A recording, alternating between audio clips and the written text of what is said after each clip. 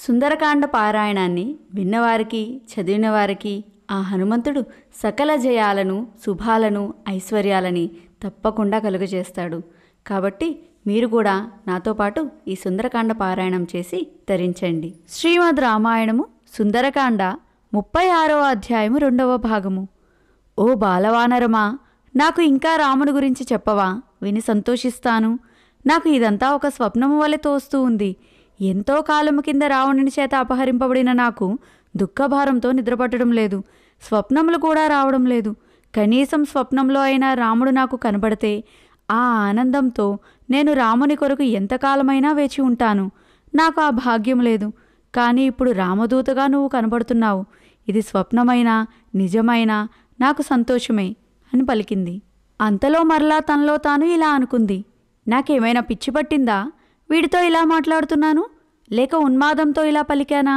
కాదు కాదు, నాకేమీ కాలేదు. నేను బాగానే ఉన్నాను. నేనే. నా ఎదుట ఈ వానరము నిలబడి ఉంది. నేను మంచి స్పృహలోనే ఉన్నాను. ఎలాంటి ఉన్మాద స్థితిలోనూ లేను. నా ఎదుట ఉన్నది నిజంగా వానరమే అని పరిపరి విధాల ఆలోచించింది. కానీ ఆమె మనసుకు ఎందుకో హనుమంతుడిని నమ్మబుద్ధి కావడం లేదు. సందేహం లేదు, వీడు వానర రూపంలో వచ్చిన రావణుడే అని నిర్ధారించుకుంది సీత. వీడు రావణుడైనప్పుడు వీడితో మాట్లాడడం అనవసరం అని హనుమతో మాట్లాడకుండా ఊరుకుంది.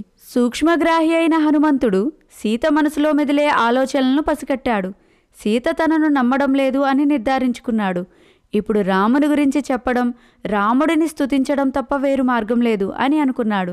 సీత వినేటట్టు ఇలా అన్నాడు, రాముడు ఎంతో తేజోవంతుడు. ఆయన తేజస్సు సూర్యుని తేజస్సుతో సమానమైనది. అంతేకాదు, రాముడు చంద్రుని వలె చల్లని వెన్నెల వంటి తన చూపులతో లోకాలకు ఆహ్లాదాన్ని కలిగిస్తాడు. రాముడు కుబేరుని వలె గొప్ప ఐశ్వర్యవంతుడు. విష్ణువు వలె గొప్ప కీర్తివంతుడు. రాముడు ఎల్లప్పుడూ సత్యములనే పలుకుతాడు. బృహస్పతి వలె బుద్ధిమంతుడు, మంచి రూపవంతుడు. మన్మధునికి రూపం వస్తే ఎలా ఉంటాడో అలా ఉంటాడు రాముడు. రామునికి సాధారణంగా కోపం రాదు. సంహరించవలసిన వారిని సంహరించవలసి వచ్చినప్పుడు కోపం తెచ్చుకుంటాడు. ఆయన కార్యమైపోగానే మరలా కోపాన్ని విడిచిపెడతాడు. రాముడు గొప్ప ధనుర్ధారి, మహారథుడు. ఓ సీతమ్మ తల్లి, ఈ తుచ్చుడైన రావణుడు మాయామృగమును ప్రయోగించి నీ రాముడిని దూరంగా పంపి నిన్ను అపహరించాడు కదా. ఈ రావణునికి ఎట్టి దుర్గతి పట్టబోతూ ఉందో కళ్ళారా చూస్తావు. ఓ సీతమ్మ తల్లి, ఏ రాముడైతే అతి త్వరలో లంకకు వచ్చి తన బాణములతో రావణుని చంపి నిన్ను రక్షిస్తాడో ఆ రాముడే నన్ను నీ వద్దకు పంపాడు. నన్ను నమ్ము. రాముడు నిన్ను తలుచుకుంటూ నీ వియోగంతో చాలా బాధపడుతున్నాడు. నీ క్షేమం గురించి తెలుసుకుని రమ్మని నన్ను పంపాడు. రాముడు వానరరాజు అయిన సుగ్రీవునితో స్నేహం చేశాడు. ఆ సుగ్రీవుడు కూడా నీ క్షేమం అడగమన్నాడు. మా అందరి అదృష్టం కొలిది నీవు రాక్షసుల చెరలో ఉన్నను జీవించి ఉన్నావు. రామలక్ష్మణ సుగ్రీవులు అనుక్షణం నిన్ను తలుచుకుంటూ నీ గురించి ఆందోళన పడుతున్నారు. నీకు ఈ చెర ఎంతో కాలం ఉండదు. కోట్లాది వానర వీరులతో రామలక్ష్మణులు సుగ్రీవుడు లంకకు వచ్చి రావణుని చంపగలరు.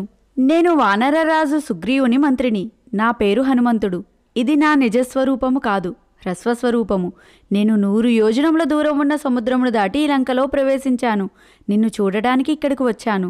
రావణుడు ఇక్కడికి రాకముందే నేను ఈ చెట్టు మీద ఉన్నాను. రావణుడు పలికిన పలుకులు, ఈ రాక్షస స్త్రీల బెదిరింపులు అన్నీ విన్నాను. ఓ సీతాదేవి, ఇప్పటికైనా నన్ను నమ్ము. నేను రావణుడను కాను, వానరుడను. నీ సందేహము విడిచిపెట్టు అని పలికాడు హనుమంతుడు. శ్రీమద్ రామాయణం సుందరకాండ 36వ అధ్యాయము 2వ భాగము సంపూర్ణము. హరి ఓం తత్సత్.